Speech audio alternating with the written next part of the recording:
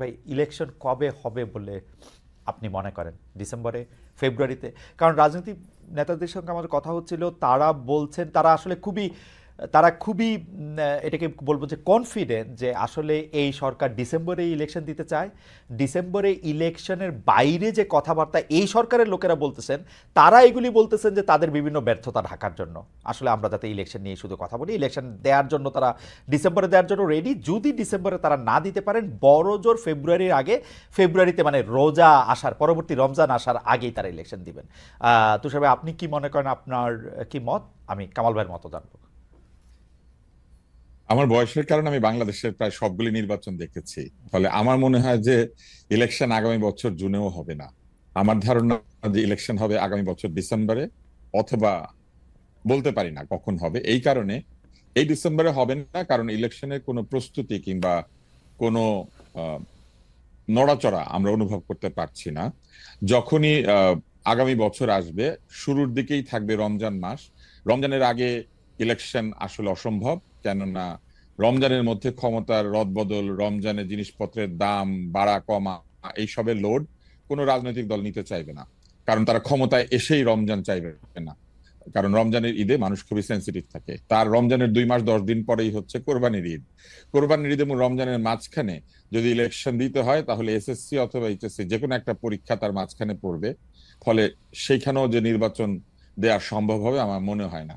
এবং জুন মাস চলে আসলে আমার ধারণা যে নানান কথাবার্তা বলে এইটাকে 2026-এর ডিসেম্বরে নিয়ে যাওয়ার একটা চেষ্টা করা হবে। এটা হচ্ছে আমার অভিজ্ঞতা থেকে বলা কথা।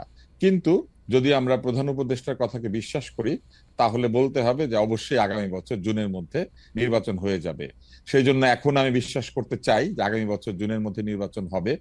কিন্তু আমার অভিজ্ঞতা বলে যে কোনোভাবে আগামী বছর জুনের মধ্যে তারা নির্বাচন দেবেন না।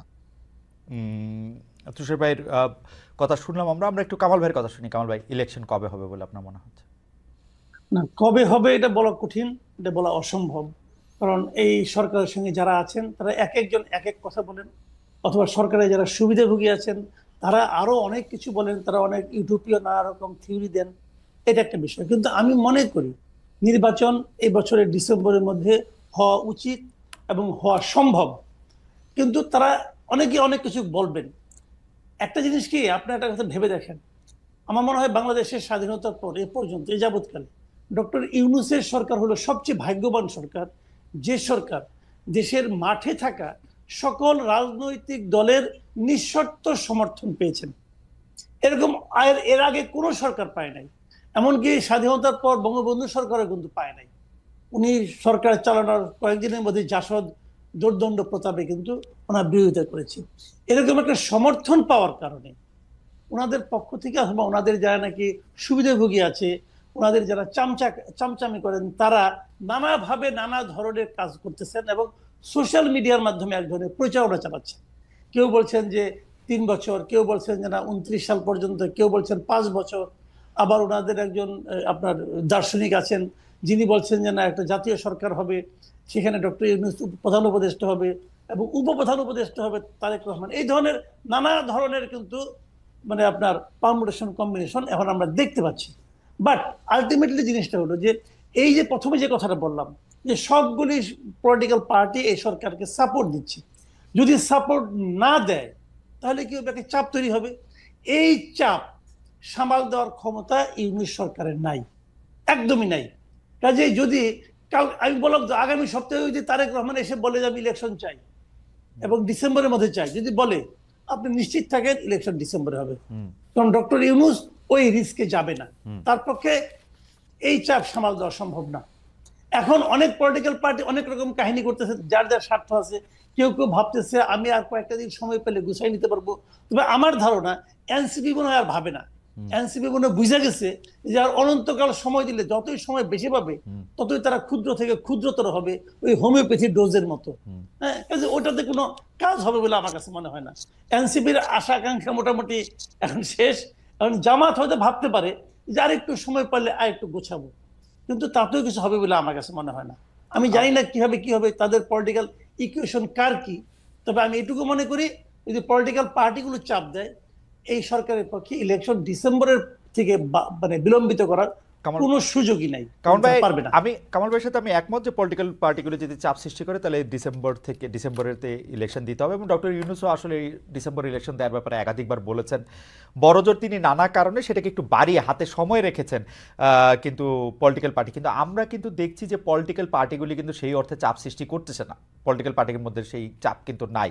সেটাকে আমরা বাদ করে রেখে আমি একই প্রশ্ন আবার আপনাদের দুজনকে করতে চাই। এবার কামাল ভাই আপনি যদি একটু সংক্ষেপে বলেন, তুষার ভাই আপনার পরে একটু বলবেন। সেটা হচ্ছে যে আমরা দেখেছি যে আপনি আসলে আমরা সবাই এস্টাবলিশমেন্টকে একটু কোশ্চেন করতে চাই, যে সরকার তাকে কোশ্চেন করতে চাই, কিন্তু ফ্যাক্ট রিমেন্স এবার রমজান মাসে দ্রব্যমূল্য, বিদ্যুৎ পরিস্থিতি, ঈদযাত্রা, এসব বিষয়ে অন্তর্বর্তী সরকার মোটামুটি ভালোভাবে সামাল দিতে পারায় এবং চুরি ডাকাতি ছিনতাই কিছুটা নিয়ন্ত্রণে আসায় দেশের রেমিটেন্স প্রবাহ বাড়ায় এবং বিভিন্ন ধরনের সম্মেলন, নানা ধরনের আন্তর্জাতিক পর্যায়ে বাংলাদেশের নানা পরিস্থিতি, এসব বিষয় মিলে জনগণের বড় একটি অংশ অ্যাপারেন্টলি ডক্টর ইউনূস সরকারের প্রতি আস্থা ফিরে পেয়েছে বলে নানাভাবে মনে হচ্ছে।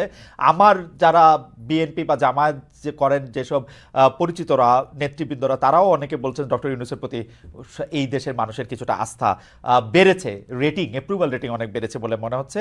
এমনকি এনসিপির নেতাও পরিণত হয়েছে ডক্টর ইউনূস, মানে এনসিপির নেতা হিসাবে কিন্তু এখন আর নাহিদের নাম আমরা শুনি না, ডক্টর ইউনূসের নামেই আমরা বেশি শুনি। ডক্টর ইউনূসের মানে নিজেকে একটি নেতা হিসাবে, শাসক হিসাবে প্রতিষ্ঠিত করতে পেরেছেন বলে মনে হয়। সেই ক্ষেত্রে ইলেকশন যদি পরে হয়, ডক্টর ইউনূস সরকার যদি আরেকটু বেশি সময় থাকে, তাহলে কি অসুবিধা? আমরা কেন বিএনপিকে নিয়ে আসার জন্য এত অস্থির হয়ে উঠেছি, বা যারা নির্বাচন করে আসবে তাদের জন্য অস্থির হয়ে উঠেছে?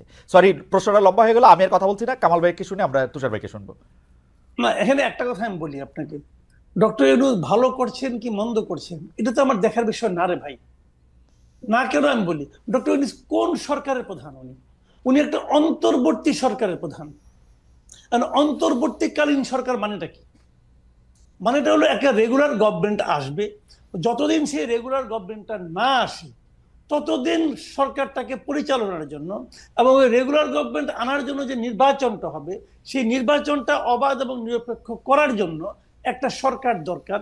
সেটাই হলো ডক্টর ইউনূসের সরকার। এই কথাটা কিন্তু মাথায় রাখতে হবে। কাজেই এই সরকার তো রেগুলার গভর্নমেন্টের মতো কাজ করবে না, এবং অন্তর্বর্তী সরকার, আপনি যেগুলো আমরা সাফল্য বললাম, আমরা কিন্তু এগুলি একটাও অস্বীকার করছি না। রমজানের শাকসবজির দাম কম ছিল, কোনো সন্দেহ নাই। চালের দাম কি কম ছিল? তেলের দাম কি কম ছিল? ছিল না। এখন আপনি বলবেন যে চাল তেল নিয়ে কিন্তু কামাল ভাই গত রমজানে সবকিছুর দামই বেশি ছিল, চালের দামও বেশি ছিল, শাকসবজির দামও বেশি ছিল। এবার শাকসবজির দাম কম, এটা আমাদের জন্য একটা রিলিফ না? রিলিফ, অবশ্যই রিলিফ, আমি অস্বীকার করছি না। রমজান তো শেষ, এখন কি হচ্ছে শুনেন। আমার কাছে ওই দিন এক ভদ্রলোক 3টা রিসিট পাঠাইছে, 3টা রিসিট। একটা রিসিট সে মোহাম্মদপুরের একটা দোকান থেকে, মায়ের দোয়া নামে একটা চাউলের দোকান, সেই দোকান থেকে সে জানুয়ারি মাসের 3 তারিখে 25 কেজি চাউলের এক বস্তা চাউল কিনছে 1740 টাকা দিয়ে। সেই একই দোকান থেকে সেই একই চাল, একই পরিমাণ চাল উনি ফেব্রুয়ারি মাসের 1 তারিখে কিনছেন 1950 টাকা দিয়া। সেই একই দোকান থেকে একই পরিমাণ চাল, 25 কেজি চাল, উনি এপ্রিল মাসের 7 তারিখে কিনেছেন 2155 টাকা দিয়া।